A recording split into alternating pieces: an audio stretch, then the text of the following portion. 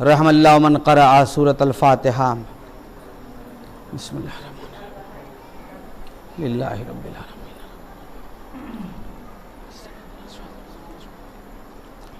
गैरिल मग़ज़ूबि अलैहिम।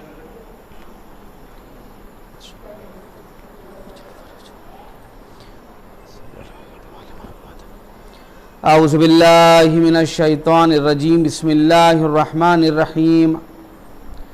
अल्हम्दुलिल्लाहि रब्बिल आलमीन वस्सलातु वस्सलामु अला सय्यदिल अंबियाइ वल मुरसलीन सय्यदना व मौलाना व मुक़्तदाना व बिल क़ासिम मुहम्मद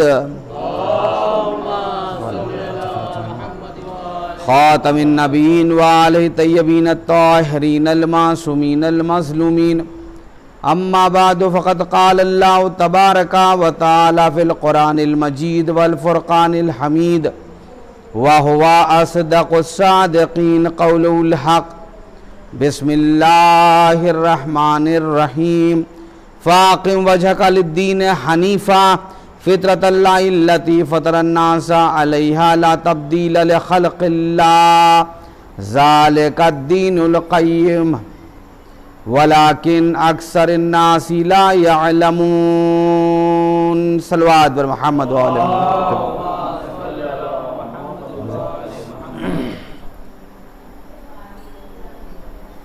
शाहजहाँपुर के शाही इमामबाड़े की कमेटी की जानिब से 2021 में ये किया जाने वाला अशरा हस्ब साबिक़ अपनी रवायत को कायम किए हुए है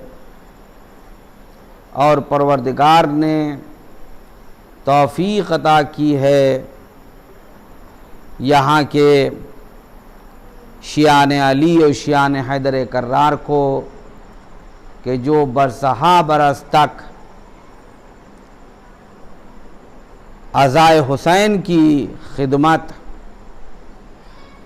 इस इमामबाड़े में अंजाम देते चले आ रहे हैं।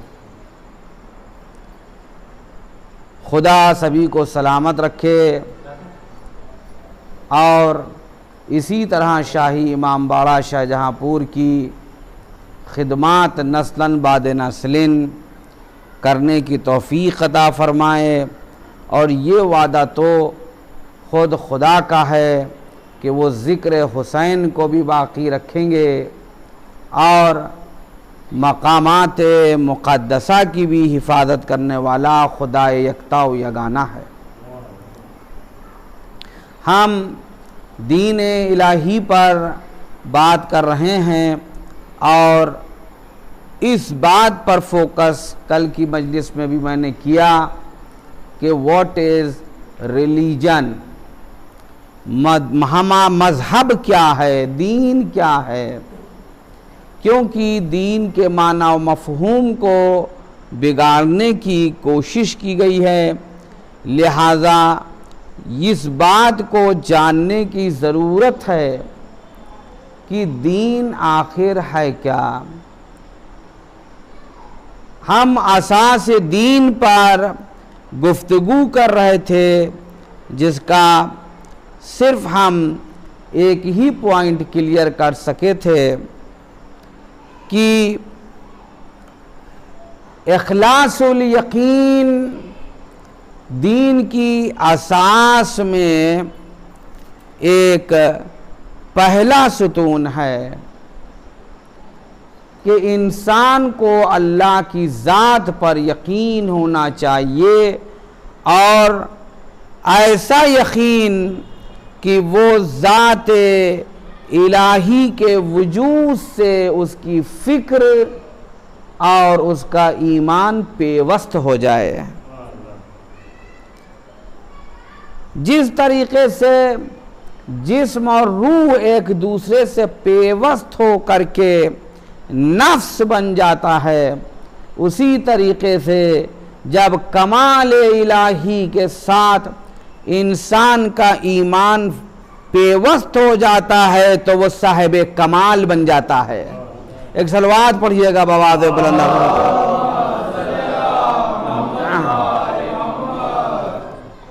दूसरी चीज नसहुल मुस्लिमीन है, यानी मुसलमानों की खैर खाही, आपस में एक दूसरे के खैर खा रहो, एक दूसरे के साथ अच्छाई का बर्ताव करो।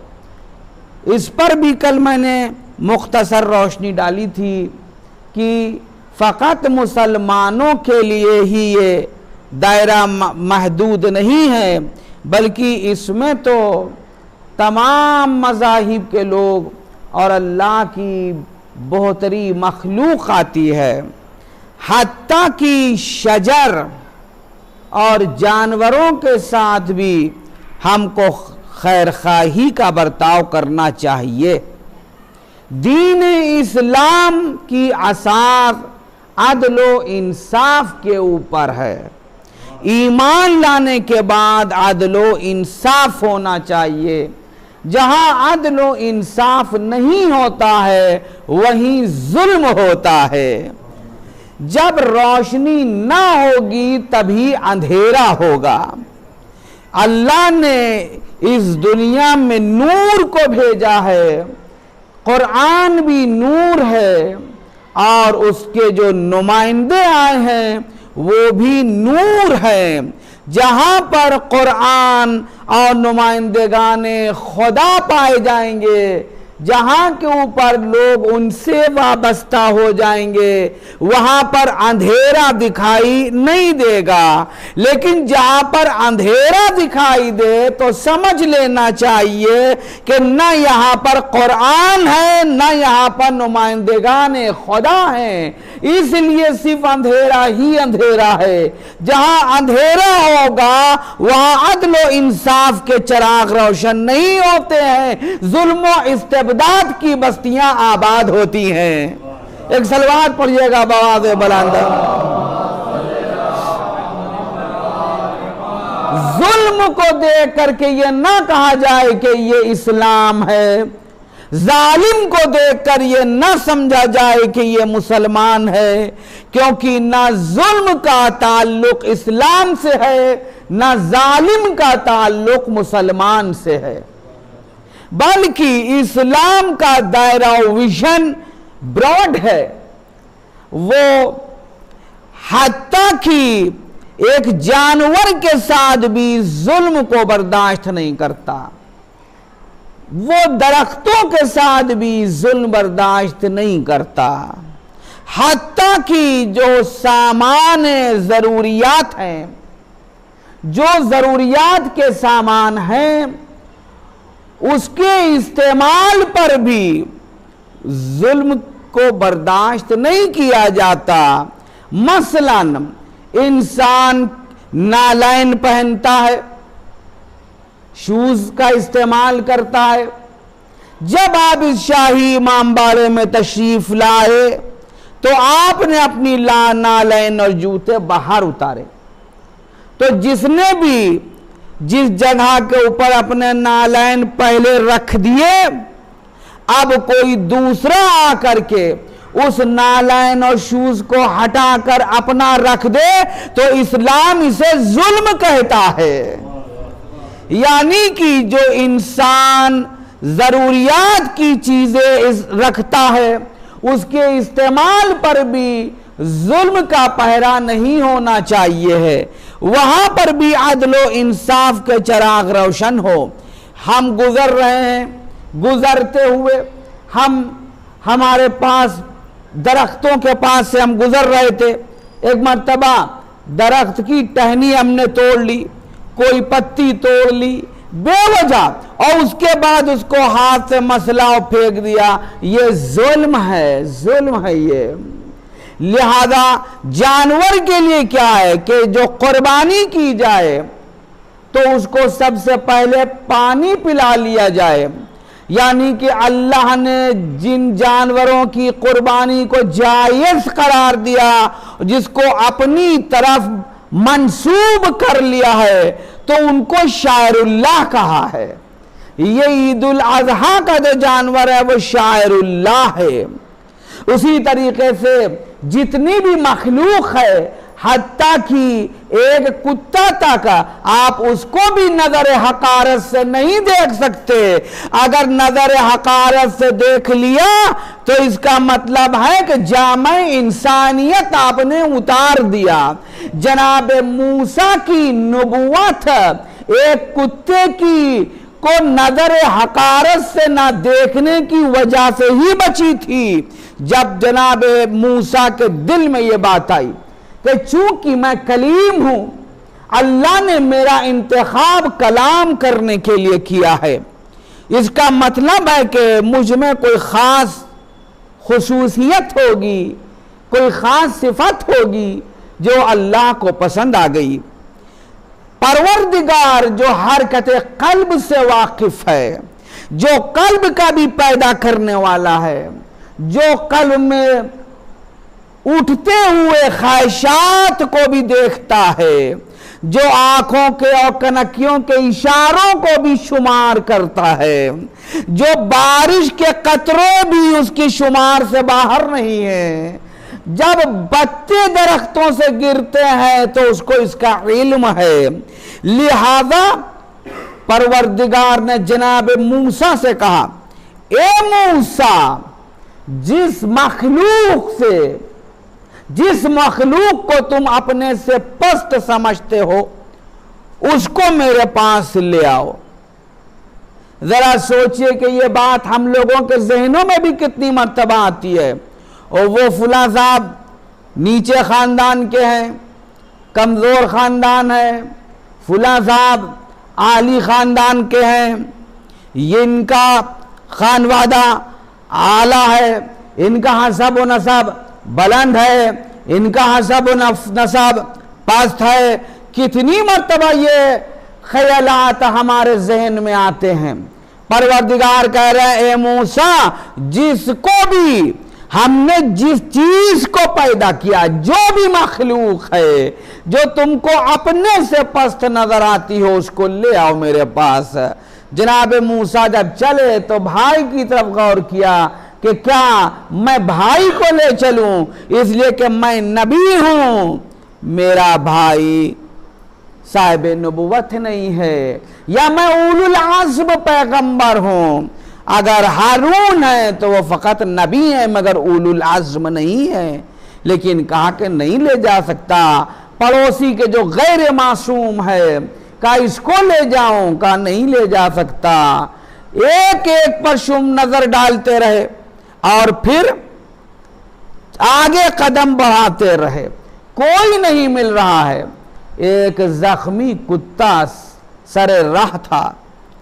जनाब मूसा देखिए किस लेवल के ऊपर आ गए, किस लेवल पर आ गए। उलुल आज़्म नबी है, लेवल कहां पर आ गया। कहा इसको ले चलूं, कहा कि नहीं, इसको भी नहीं ले चल सकता। जनाब मूसा ने जो पट्टा उसके गले में रखा था उसको हटा लिया, कहा मैं इसको भी नहीं ले चल सकता। परवरदिगार के बारगाह में मूसा खाली हाथ पहुंच गए। ए मूसा, तुम किसी को लाए नहीं, कहा माबूद मिला नहीं। कल जो सोच रहे थे कि मैं आली हूं, आज मूसा को अपने से पस्त कोई नहीं मिल रहा है कि अपने को साबित कर सके कि हम आली हैं।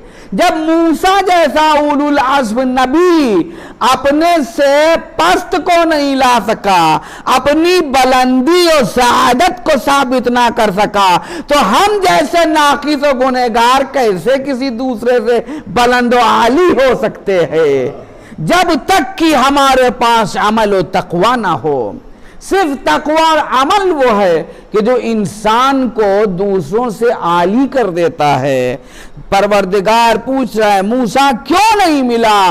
का माबूद किसको लाता? जिसकी तरफ भी नजर करता था तो देखता यही था कि जो मेरा खालिक है वो उसका भी खालिक है, इन दरख्तों का खालिक भी तू है और मैं भी तेरी मखलूक हूँ, मेरा पड़ोसी का खालिक भी तू है, मेरा भी खालिक तू है, मेरे दोस्त का खालिक भी तू है, मेरा भी खालिक तू है। का मूसा तुमने कुत्ते के गले में पट्टा तो रखा था, उसको नहीं लाए। का माबूद कैसे लाता, तू उसका भी तो खालिक है। एक सलवात पढ़िएगा बवाज़ बुलंद। यानी बाएतबार खिलकत हम सब बराबर हैं। माबूद हम किसको ले आते, तू सबका खालिक, तू सबका रब है, तो हम किसको ले आए कि ये पस्त है और ये आली है। अगर हम अपनी जानिब से ये कहें ये पस्त है तो इसका मतलब है कि तेरी खिलकत में हमने नक्स पैदा कर दिया। और हम कौन होते हैं कि जो तेरी खिलकत में नक्स को पैदा कर दे। गौर फरमाया आपने, जब तो परवरदिगार ने कहा कि ए मूसा अगर तुम उसको ले आते तो याद रखो हम ताजे नबुवत तुम्हारे सर से उतार लेते। यानी वो माबूद हकीकी जो एक कुत्ते को भी नजर हकारत से देखना पसंद नहीं करता, तो वो एक इंसान को दूसरे इंसान की नजर में नजर हकारत से देखना कैसे बर्दाश्त करेगा, कैसे उसको बर्दाश्त कर लेगा। इसीलिए कहा नजर हकारत से मत देखो। लिहाजा अल्लाह कहता है कि दीन की असास नस्हुल मुस्लिमीन, मुसलमानों के साथ खैरखाही के से पेश आओ। जो भी मखलूक है उसके साथ अच्छा सलूक करो, अच्छा बर्ताव करो। हाँ अजीज़ान मोहतरम, अब आप देख लिए कि अल्लाह ने जनाब मूसा को कलीम क्यों बनाया। फिर परवरदिगार ने जनाब मूसा से पूछा, ए मूसा क्या तुम जानते हो कि हमने तुम्हें कलीम क्यों बनाया। ये इतनी वसी मेरी कायनात, हमने किसी दूसरे का इंतखाब नहीं किया, तुम्हारा इंतखाब किया है। आखिर क्यों। का मालिक तू बेहतर जानने वाला है, हम तेरे राज से वाकिफ नहीं हैं, माबूद तू ही बता दे। कहा कि मूसा उस वक्त को याद करो कि जब तुम एक दुम्बी के पीछे पीछे जा रहे थे, तुम रेवड़ लेकर जा रहे थे, दुम्बी एक निकल गई रेवड़ से, वो भागी दौड़ी, तुम उसके पीछे दौड़े, तुमने दौड़ करके उसको अपनी आगोश में उठा लिया और एक नज़र मोहब्बत तुमने उस पर डाली और फिर तुमने कहा कि तुम क्यों रेवड़ से निकल गई और तुम भी थक गई और हम भी थक गए। ये मूसा तुमने उस दुम्बी के ऊपर नजर मोहब्बत डाली, उधर तुम्हारे खुदा ने मशियत इलाही ने तुम पर नजर मोहब्बत डाली। ए मूसा तुमने मोहब्बत से उसको अपनी आगोश में बुलंद कर लिया, हमने ताज नबूवत पहना करके तुम्हें बुलंद कर दिया। सलवात बर मोहम्मद आले मोहम्मद। हमने तुमको बुलंद कर दिया, तुमने दूसरे पर नजर मोहब्बत डाली तो अब तुम्हारे खुदा ने तुम पर नजर मोहब्बत डाली है। जनाब मूसा खैर खा हैं। जिस वक्त आप मिस्र से मदाइन तशरीफ लाए हैं तो इंतहाई थके हुए थे, पाँव में नालैन तक नहीं थी। मिस्र का बादशाह आपका मुखालिफ हो गया था, फिरऔन, वो कत्ल पर आमादा था। जनाब मूसा को हिजरत करना पड़ी, मदाइन की तरफ बढ़ चले, चलते रहे, पाँव सूज गए, नंगे पाँव चप्पल टूट गई, चले जा रहे हैं, पाँव में जैसे छाले तक पड़ गए, भूखे प्यासे, ना कोई खाना देने वाला, ना कोई पूछने वाला, एक अनजान, एक अननोन शख्स। पहाड़ी इलाके गुजरते हुए मदाइन पहुँचे। एक कुएं के पास भीड़ लगी हुई थी। जनाब मूसा एक दरख्त के साए में बैठ गए, थके हुए बहुत थे। देखा कि लोग अपने अपने जानवरों को पानी पिला रहे हैं। दो लड़कियां हैं जो अपने जानवरों को लिए हुए दूर खड़ी हैं। खुदा की कसम ज़रा बताइए कि जब हम किसी सफ़र से आ रहे हों, थके हुए बेपनाह हों, किसी को हम अपने मोहल्ले में देखें कि एक दरख्त के नीचे बैठा है, तो क्या हम जाकर पूछते हैं कि भाई तुम क्यों बैठे हो? खुद इतना थका हुआ है, सोचता है कि जल्द घर जाऊं और आराम करूं। जनाब मूसा अलैहिस्सलाम जो इंतहाई यानी कि एक्सट्रीमली टायर्ड थे, आप उठते हैं अपनी जगह से, उन दूर खड़ी लड़कियों के पास जाते हैं जो सर झुकाए खड़ी थी। का बताओ तुम आखिर यहाँ दूर क्यों खड़ी हो अपने जानवरों को लिए हुए, तुम पानी क्यों नहीं पिलाती हैं? तो उन्होंने कहा कि ये मर्द अपने जानवरों को पानी पिला रहे हैं, हम इनके दरमियान कैसे जा सकते हैं? जब ये पानी पिलाकर अपने जानवरों को चले जाएंगे तो हम अपने जानवरों को पानी पिलाएंगे। जब वो चले गए, दोनों लड़कियां करीब आईं कुएं के अपने जानवरों को लेकर।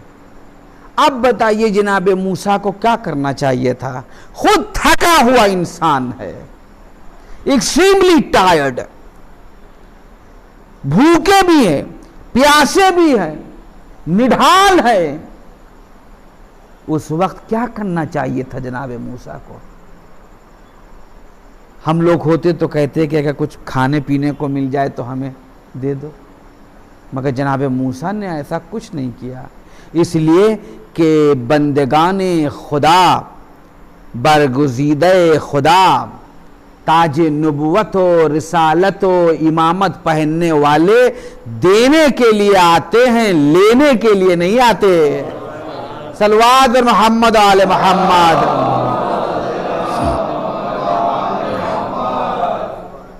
थके हुए हैं, उन लड़कियों के करीब आए।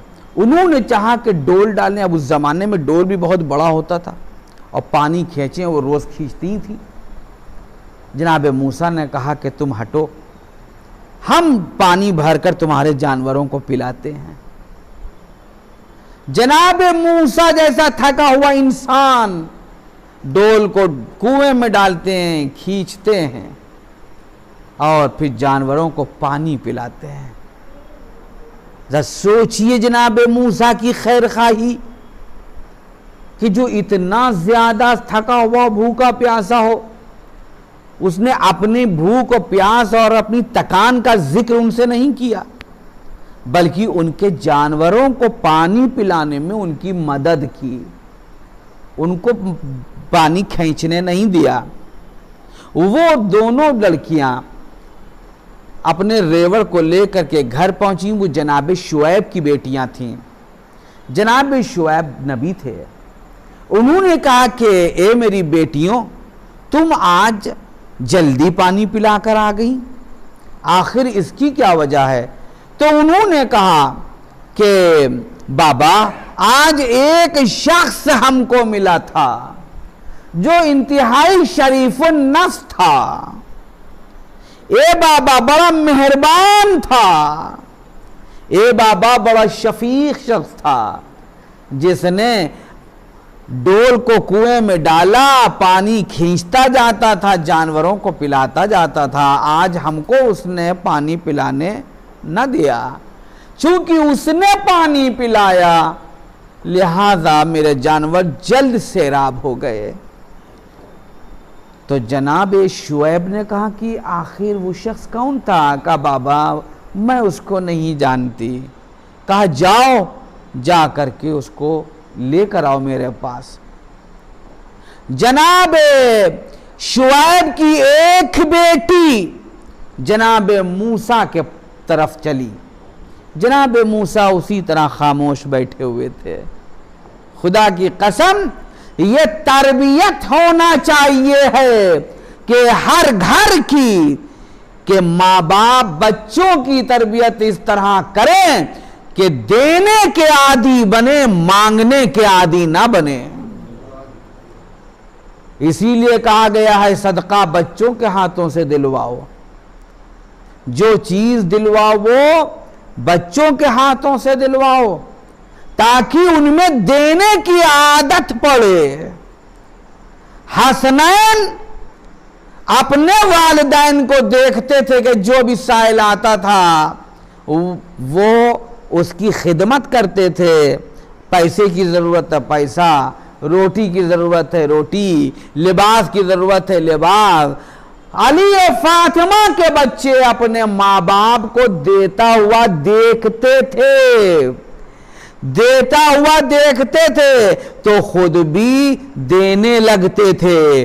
जब साइल रोटियां लेने आए तो फातिमा ने फकत अपनी रोटियां दी थी, किसी से ये नहीं कहा था कि तुम अपनी भी दे दो, लेकिन माँ बाप ने दी तो बच्चों ने भी बढ़कर दे दी, बच्चों ने भी आगे बढ़कर अपनी रोटियां दे दी। ये देने की आदत ऐसी थी कि जमीन करबला पर जब खालिक को कुर्बानियों की जरूरत पड़ी तो निगाह कुदरत ने इंतखाब कर लिया था कि अगर किसी घराने के बच्चे देने के आदी हैं तो इस घराने के हैं। यही इसी घर के बच्चे अपनी जान भी दीन के लिए दे सकते हैं, अपना माल भी दीन के लिए दे सकते हैं, अपनी औलाद भी दीन के लिए दे सकते हैं। तो कुर्बानी का वादा भी हुसैन से किया। यानी माबूद देखता है कि किसमें कितना ज़र्फ है, लिहाजा कुर्बानियों का इंतखाब दर सैयदा के पर किया गया कि इस दर से चाहिए। बहरहाल उधर एक बेटी चली, जनाब मूसा के पास आई। जनाब मूसा अलैहिस्सलाम ने कहा कि तुम मेरे पास क्यों आई हो? कहा बाबा ने आपको बुलाया है। जनाब मूसा ने कहा कि तुम्हारे बाबा? कहा मेरे बाबा शुआयब हैं, नबी हैं। कहा उन्होंने मुझको याद किया है? कहा हाँ। कहा कि चलो। वो जनाब मूसा के पीछे पीछे चलना चाहती थी, जनाब मूसा के पीछे पीछे चलना चाहती थी, बल्कि जनाब मूसा के आगे आगे चलना चाहती थी, पीछे नहीं आगे चलना चाहती थी। जाहिर सी बात है रास्ता दिखलाने वाला हमेशा आगे चलता है। तो जनाब मूसा ने उसको रोका, कहा ना तुम आगे मत चलो, तुम हमारे पीछे चलो। क्यों? जनाब मूसा ने क्यों कहा तुम आगे मत चलो, तुम हमारे पीछे चलो? इसलिए कि ये एक नामहरम है, जब ये आगे चलेगी तो मेरी नजरें इसके जिस्म पर पड़ेंगी और नबुवत की निगाहें इससे भी पाक होती हैं, लिहाजा तुम मेरे पीछे चलो। कहा कि फिर मैं आपको रास्ता कैसे बताऊंगी? देखिए आवाज का पर्दा, जिस्म का पर्दा दर्स है कि किसी नामहरम को पीछे से भी मत देखो। कहा फिर मैं आपको कैसे बताऊंगी कि आपको किधर चलना है?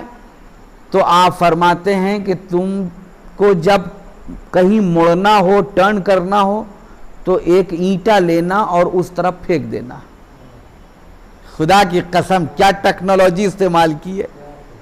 पीछे से कोई ईंटा लेना, उस तरफ फेंक देना, हम समझ जाएंगे कि मुझे इधर मुड़ना है। यानी तुम्हें बोलने की जरूरत भी नहीं है। इसीलिए कहा है कि हिजाब फकत जिस्म का नहीं है, हिजाब आवाज का भी है। यही वजह है कि जनाब ज़ैनब सलवातुल्लाह अलैहा के पड़ोसी ने कभी जनाब ज़ैनब के कदमों की आहट को भी नहीं सुना था, उनके कदमों की चाप को भी नहीं सुना था, उनके कदमों की आवाज को भी नहीं सुना था। पड़ोसी का बयान यह है। अजीज़ान मोहतरम, देखिए खैर खाही है ये। जनाब मूसा खैर खा है, नबी तक पहुंच गए, नबी तक। खैर खाही कहां तक लेके जा रही है? अभी जनाब मूसा को नबूवत नहीं मिली, अभी जनाब मूसा की नबूवत का ऐलान नहीं हुआ, अभी जनाब मूसा सिर्फ सर्विस की प्रोसेस में है। पूरी तवज्जो रखिएगा, अभी सर्विसेज डिलीवर कर रहे हैं, अभी मूसा नबी नहीं है। वहां पहुंचे, जनाब शुएब ने देखा, कहा कि दस्तरखान बिछाया जाए। दस्तरखान बिछा, जनाब मूसा सैर हुए, पानी पिया, उसके बाद गुफ्तगू होने लगी। जनाब शुएब ने कहा तुम यहां महफूज हो, ये मिस्र से बहुत दूर जगह है। उसके बाद जनाब मूसा की शराफत और उनकी नफसानी अज़मत और शराफत को जनाब शुएब ने समझ लिया। कहा कि हम चाहते हैं कि तुम हमारी दोनों बेटियों में से किसी एक बेटी के साथ अक़्द कर लो। तो इन्होंने कहा बेहतर है। कम मेहर का 8 साल हमारी खिदमत।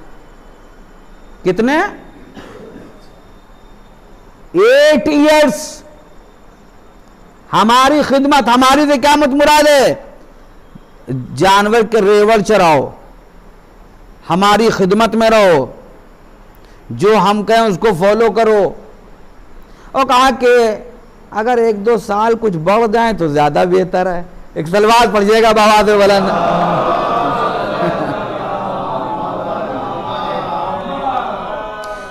लड़की जिसकी होती है ना, वो बाप बड़ा खुशनसीब होता है। लोगों ने अपनी और अपनी बेटियों की कद्र कीमत को खुद गिरा दिया है। जनाब शुएब की बेटियां हैं, जनाब शुएब क्या करें? अक़्द होगा मगर 8 ईयर्स हमारी खिदमत में रहो, और अगर 1-2 साल कुछ बढ़ जाए तो ज्यादा बेहतर है। जनाब मूसा जनाब शुएब के रेवड़ चराते थे, जानवर चराते थे और उनकी खिदमत में रहते थे। 8 साल गुजर गए, या उन्होंने 10 साल कंप्लीट किए। जनाब शुएब ने इस पीरियड के गुजरने के बाद अक़्द कर दिया। सफूरा के साथ अक़्द हुआ। उनकी एक बेटी का नाम, जिसका साथ अक़्द हुआ था, उसका नाम सफूरा था। अक़्द कर दिया और फिर जनाब मूसा से कहा, ए मूसा, हम तुम्हें अजियत देने वालों में से नहीं हैं, हम तुम्हें अजियत देने वालों में से नहीं हैं, तुम्हारा अंजाम बखैर है। 8 साल तो आपने खिदमत ले ली, खूब रेवड़ चरवाए, और उसके बाद जब चलने लगे कि जनाब मूसा ने सोचा कि मैं मिस्र जाऊं, तो कहा कि मूसा, हम अजियत देने वालों में से नहीं हैं, अंजाम बखैर है। अब आदमी क्या सोचेगा? इतनी खिदमत लेने के बाद कह रहे हैं कि हम अजियत देने वालों में से नहीं हो। लेकिन यह जुमला बड़ा मानाखेज था, बहुत ही मानाखेज था। जब लेकर सफूरा को जनाब मूसा चले, रात हो गई, एक जंगल से गुजर रहे थे। इनको एक रोशनी दूर पर दिखाई दी। ये ठंड पड़ रही थी सख्तरीन के, कहीं से कुछ लकड़ियां वगैरह ले आए तो हाथ और अपने को थोड़ा सा गर्मी पहुंचाएं ताकि सर्दी से बच सके। तो जब ये करीब गए तो इन्होंने देखा कि एक दरख्त है जो रोशन है। जब ये उसकी तरफ जाते हैं तो वो पीछे हट जाता है, और जब ये दूर होते हैं तो वो दरख्त इनकी तरफ झुक जाता है। फिर ये आगे बढ़ते हैं तो वो पीछे हट जाता है, और ये जब दूर हटते हैं तो दरख्त इनके करीब पहुंच जाता है। यानी जनाब मूसा के जहन को महमेज किया जा रहा है। ये दरख्त का आगे पीछे होना क्या है? ये जनाब मूसा से रेवल 8 या 10 साल तक चरवाए, इसका क्या मतलब है? और नबी ने यह भी कहा कि हम अज़ियत देने वालों में से नहीं हैं। यहां के ऊपर दरख्त की शाखें कभी आगे बढ़ती हैं, कभी पीछे हटती हैं। यानी मूसा के जहन को महमेज किया जा रहा है। देखिए, यह खैर खाही का नतीजा है। यानी कि मूसा ये समझ लें कि कुछ खास है जो अब होने वाला है, कुछ खास ऐसा है जो होने वाला है। अचानक अगर कोई चीज सामने आ जाए तो इंसान बर्दाश्त नहीं कर पाता, लिहाजा जहन को महमेज किया जा रहा है। फिर एक दरख्त से आवाज आती है, मूसा मैं तुम्हारा रब बोल रहा हूं,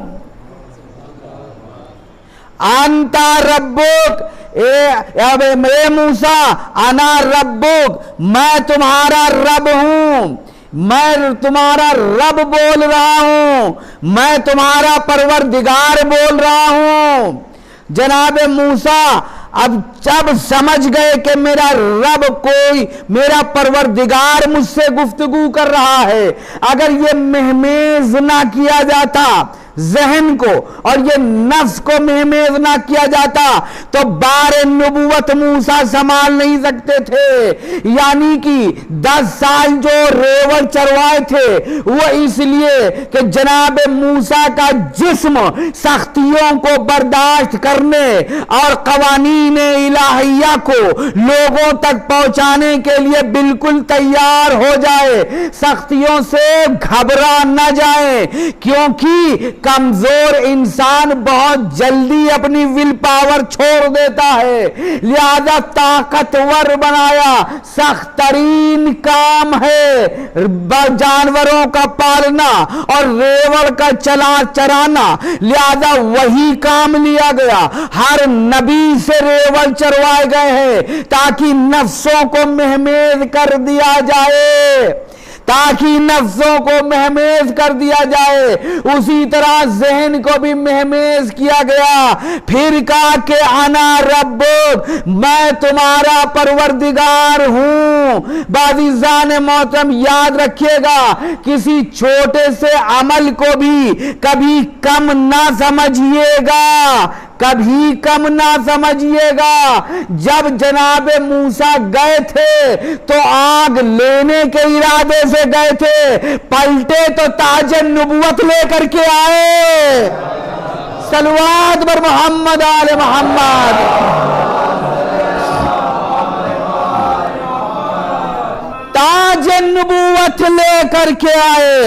इन्हीं मूसा ने बनी इसराइल को नजात दिलाई। यानी खैर खा बन करके उठे कि तुम किसकी इबादत कर रहे हो? एक बंदे की इबादत कर रहे हो जो आसी और गुनहगार है। तुम्हारा रब तो वो परवरदिगार है कि जो साहिबे कुदरत है।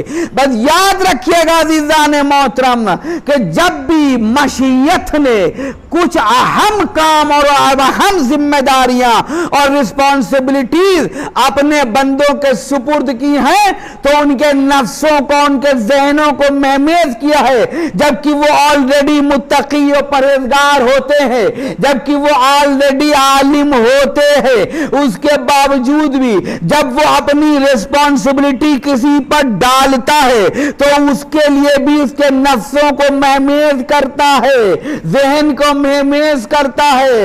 यही वजह है कि गदीर खुम में जो मौलाए कायनात की वलायत का ऐलान किया गया, अब समझ लीजिएगा, तो पहले हाजियों से हज करवाया गया, पहले लोगों ने हज किया, यानी कि जितनी भी इबादतें हैं सारी इबादतों में सख्तरीन इबादत हज है। जब कोई इंसान हज के लिए जाता है तो जाएगा फरबा, जब पलटेगा तो मालूम हुआ कि बिल्कुल दुबला चला आ रहा है। क्यों? कभी दौड़ना है, कभी चक्कर लगाना है, कभी जेर आसमान बैठना है। गौर फरमाया आपने, क्यों? इसलिए कि सख्तरीन इबादत कराना है। सख्तरीन इबादत कराने का मकसद यह है कि नफ्सों को इतना महमेज कर दिया जाए कि अब जो तुमने अपने नफ्सों में तकब्बुर और इस्तिबदाद के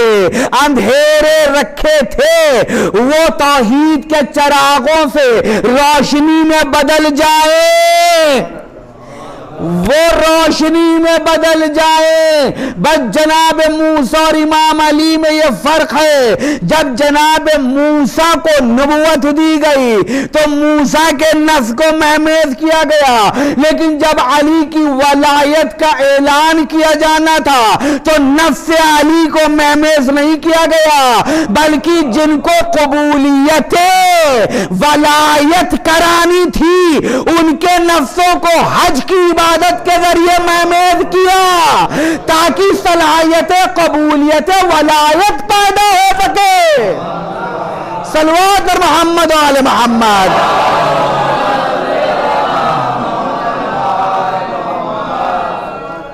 एक मर्तबा सब मिल करके सलवात पढ़े आप हज़रत बाबा।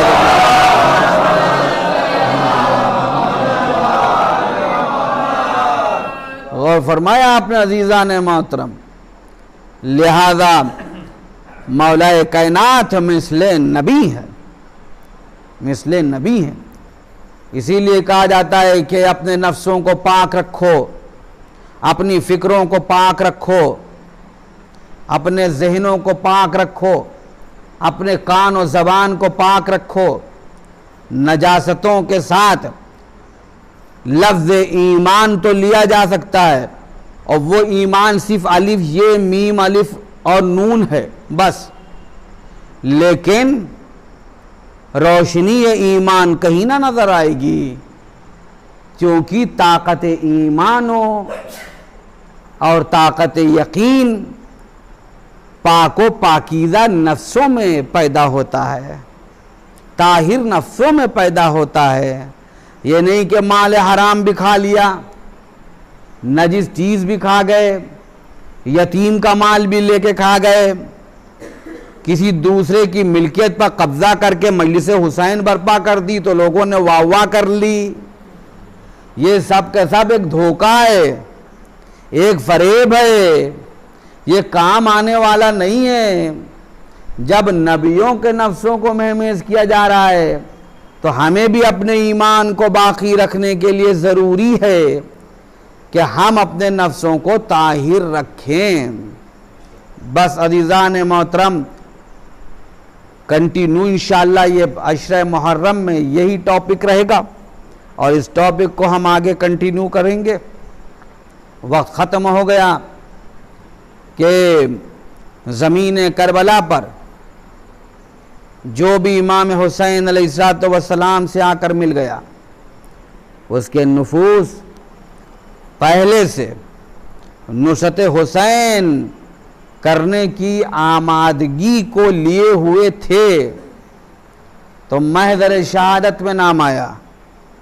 जो भी इमाम हुसैन अलैहिस्सलाम से आकर के मुल्हक हो गया, फिर वो नफ्स बुलंद नफ्स है, फिर वो नफ्स आला नफ्स है, और फिर उसकी कुर्बानी एक अजीम कुर्बानी है।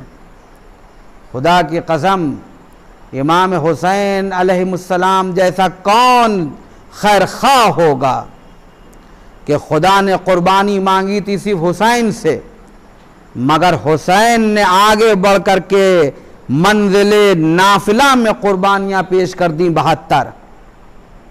किसी और से कुर्बानी नहीं मांगी गई थी। इमाम हुसैन अलैहिस्सलातु वस्सलाम ने खुद असहाब हुसैनी को जमा करके ये कहा था कि तुम सब के सब जाना चाहो तो जा सकते हो। हमारे घर के किसी बच्चे का एक दूसरे का हाथ पकड़ लो, चले जाओ रात के अंधेरे में, ये हमको चाहते हैं, हमको पा लेंगे तो फिर तुमको तलाश ना करेंगे।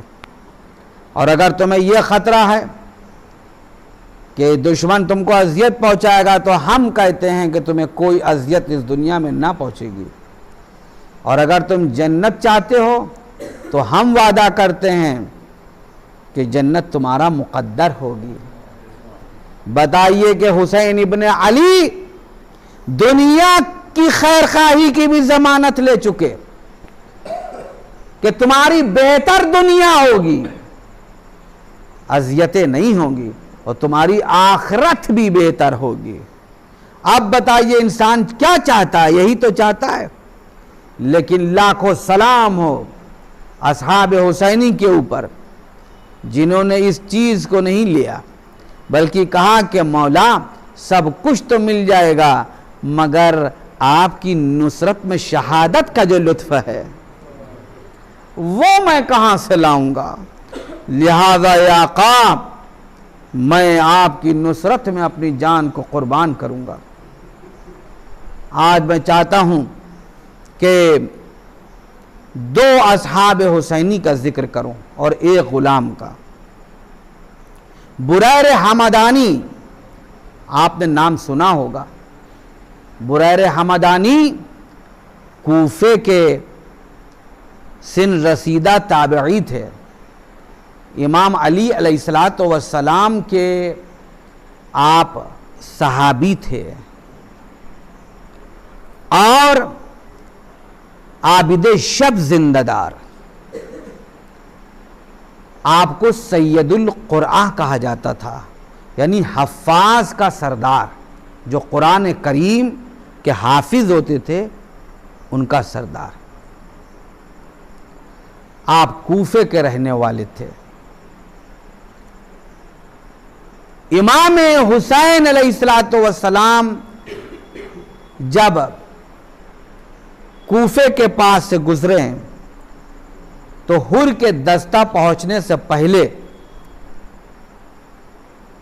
बुरैर हमदानी इमाम हुसैन अलैहिस्सलातु वस्सलाम तक पहुंच गए थे। जरा सोचिए कि सैयदुल कुरआ हैं। हुसैन के सिपाही कोई भी ऐसा नहीं था कि जो किसी न किसी चीज में मास्टर ना हो। लिहाजा इमाम हुसैन अलैहिस्सलातु वस्सलाम ने जिस वक्त हुर का दस्ता आया है और उसके सामने आपने खुतबा इरशाद फरमाया है, तो फिर जनाबे ज़ुहैर, नाफे इब्न हिलाल, इन सब लोगों ने खड़े होकर तकरीरें की, जिसमें बुरैर हमदानी ने भी इस तकरीर की है। बुरैर हमदानी ने इमाम हुसैन अलैहिस्सलातु वस्सलाम और लश्करे हुर और खुद अपने असहाब के सामने आकर के एक मर्तबा जो तकरीर किए, तो आप फरमाते हैं कि यह खुदा का एहसान है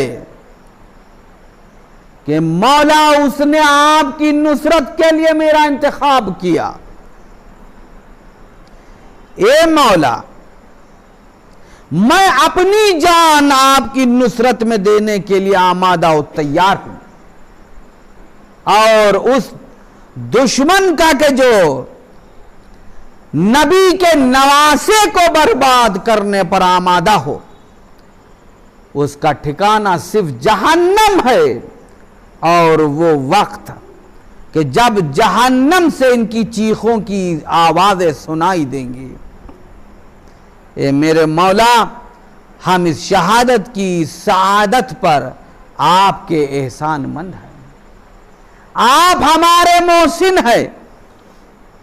बुरैर हमदानी की ये तकरीर थी। और जिस वक्त जनाब बुरैर हमदानी एक मौका वो था शब का कि जो पिसर साद के दस्ते का तलाया था वो हुसैन के करीब से होकर गुजरता था, तो इमाम हुसैन अलैहिस्सलातु वस्सलाम कुरान की तिलावत कर रहे थे और इस जगह के ऊपर थे कि वो लोग के जिन्होंने कुफ्र इख्तियार किया है और जो गुनाह पर आमादा है, वो उनको दी गई मोहलत है ताकि उनके गुनाह मजीद हो, और फिर अल्लाह का सख्त तरीन अज़ाब है। और क्या अल्लाह मोमिनीन को छोड़ देगा जब तक कि वो पाक लोगों को नापाक लोगों से जुदा ना कर दे। तो उसमें एक शख्स था अबू हर्ब अब्दुल्ला बिन मसहरी, ये इंतहाई बेहुदा किस्म का इंसान था, सफाक था और इंतहाई मसखरेपन की बातें करता था, लेकिन बड़ा जरी था, बहादुर था। तो जब इसके कानों में ये आवाज पड़ी तो ये कहता है कि हाँ हाँ, अरे हम लोग पाक लोग हैं, तुम लोग नापाक हो। ये आवाज ज़हाक ने सुन ली। ज़हाक कहते हैं जनाब सईद इब्न कैस से, तुम जानते हो ये कौन है? ये इंतहाई सफ़ाक व मस्खरा इंसान है, इंतहाई बेहुदा इंसान है। सईद इब्न कैस हमदानी ये भी कूफे के रहने वाले थे और वो भी कबीले हमदान का था, यानी हमदानी था। और जनाब सईद इब्न कैस ने अमीरुल मोमिनीन अली इब्न अबी तालिब अलैहिस्सलातु वस्सलाम के हुकूमत में, जबकि आपने जनाब सईद इब्न कैस को एक दस्ते का सिपहसालार बनाया था, तो कई मरतबा इसको गिरफ्तार किया था, इसको जराइम में। तो जनाब सईद इब्न कैस कहते हैं कि क्या बकता है तू अबू हर्ब अब्दुल्ला?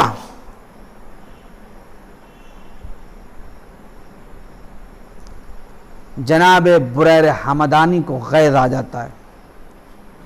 जनाब बुरैर हमदानी कहते हैं, ए अबू हर्ब अब्दुल्ला, अरे खुदा तुझ जैसे लोगों को पाक लोगों में शुमार करेगा? तूने अपने को पाक लोगों में शुमार करना चाहा है, खुदा कहीं तुझ जैसे लोगों को पाक लोगों में शुमार करेगा? तो कहता है कि तुम कौन हो? आपने कहा मैं बुरैर हमदानी। तो कहता ए बुरैर, देखा खुदा ने क्या फैसला किया, और तुम कहाँ हो? तुम तो नऊज़ुबिल्लाह खाकम बदैन हलाक हो गए। तो जनाब बुरैर कहते हैं कि तू अपने मुकद्दर पर आंसू बहा, हम तो पाक लोगों में से है, तू नापाक लोगों में से है। इस बात को ये कबूल करता है। अजीज़ान मोहतरम, ये शख्स गुजर जाता है। यही बुरैर हमदानी मैदान करबला में हुसैन से इजाज़त लेकर के आते हैं और फिर जंग करना शुरू करते हैं। बुरैर हमदानी ज़मीन करबला पर जंग करते हुए अपना दम तोड़ देते हैं। ज़ियारत सैयदुश्शुहादा में इमाम हुसैन अलैहिस्सलातु वस्सलाम ने जनाब बुरैर हमदानी पर सलाम किया है। उसी तरीके से जनाब शौज़ब और आबिस है। बस मजलिस तमाम कर रहा हूँ। शौज़ब कौन?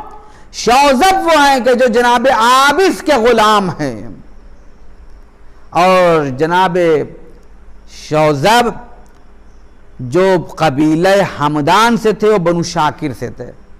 बनु शाकिर हमदान की एक शाख थी और आप ग़ुलाम ज़ादों में से थे। लेकिन खुदा की कसम ज़रा सोचिए तो, शौज़ब ग़ुलाम ज़ादे थे लेकिन आलिमे हदीस थे, यानी कि मुहद्दिस थे। कूफे के लोग आपसे हदीस पूछने आते थे, यानी गुलाम भी होते थे तो ऐसे कि जो साहिब हदीस हुआ करते थे, जो मुहद्दिस होते थे। ज़मीन करबला पर जनाब आबिस इब्ने अबी शबीब शाकिरी कि जिनके शौज़ब गुलाम थे, पूछते हैं एक गोशे में ले जा कर के, ज़रा ये बताओ शौज़ब तुम्हारा आखिर क्या इरादा है। देखिए ज़मीन करबला पर जो भी अपनी जान निसार करने गया है वो अपने इरादे से गया है, अपने इख्तियार से गया है। जनाब आबिस आका हैं, शौज़ब गुलाम हैं, लेकिन पूछ रहे हैं कि तुम्हारा इरादा क्या है, तुम्हारा मंशा क्या है शौज़ब। तो शौज़ब कहते हैं आका जो आपका इरादा और मंशब है, आपका मंशा है, बस वही इरादा और मंशा मेरा भी है। मौला मैं अपनी जान अपने आका हुसैन पर कुर्बान कर देना चाहता हूँ। अज़ीज़ान मोहतरम, जनाब आबिस कहते हैं कि ए शौज़ब, अगर मेरे पास तुमसे ज्यादा कोई अजीज चीज होती तो हम फातिमा के लाल पर कुर्बान कर देते। ए मेरे शौज़ब, अरे तुमने अपने आका को सुरखरू कर दिया, ये कह करके तुम मजलूम आका पर अपनी जान निसार करना चाहते हो। देखो तो मेरे आका की मजलूमी कि मेरा आका हुसैन नरग़यादा में घिरा हुआ है, चारों तरफ से हमले हो रहे हैं। अरे खेमे में रसूल की नवासियां है, इसी खेमे में हुसैन की बहनें। मैं कहता हूं ये गैरतदार साहबियों, अरे आका हुसैन की इतना ख्याल, जरा बाद असर आकर देखो, अरे इन्हीं खेमों में आग लग रही है। बीबियां एक खेमे से दूसरे खेमे में, दूसरे खेमे से तीसरे खेमे में, अरे जहां फरिश्तों का नुज़ूल होता था, आज उस घराने की बेटियां जिनके हाथ बंधे हुए गए, पचपसे गर्दन हाथ बांधे गए, कशा कशा फिराया जा रहा था, कूफा शाम के दरबार सजाए जा रहे थे और मुक़द्दरात इस्मत को लाया जा रहा था। अला लअनतुल्लाहि अलल क़ौमिज़ ज़ालिमीन सयअलमुल लज़ीना ज़लमू अय्य मुनक़लिबिन यन्क़लिबून। नजात मिनका या सय्यदल करीम नज्जना व खल्लिसना बिहक़्क़ि बिस्मिल्लाहिर रहमानिर रहीम फतबारकल्लाहु अहसनुल खालिक़ीन। या मन यफ़अलु मा यशा व ला यफ़अलु मा यशा गैरुहु व क़ाल रब्बकुम उदूनी अस्तजिब लकुम इन्न रब्बी लस्समीउद दुआ रब्बि जअलनी मुक़ीमस सलाति व मिन ज़ुर्रिय्यती रब्बना व तक़ब्बल दुआ। या मुफ़त्तिह फ़त्तिह, या मुफ़र्रिज फ़र्रिज, या मुसब्बिब सब्बिब, या मुबश्शिर बश्शिर, या मुसाइल साइल, या मुदब्बिर दब्बिर, या मुतम्मिम तम्मिम बिरहमतिका या अरहमर राहिमीन बिहक़्क़ि मुहम्मदिन व आलिहि ताहिरीन। अल्लाहुम्मा सल्लि अला मुहम्मद व अला मुहम्मद। मातम हुसैन, या हुसैन, या हुसैन, या हुसैन।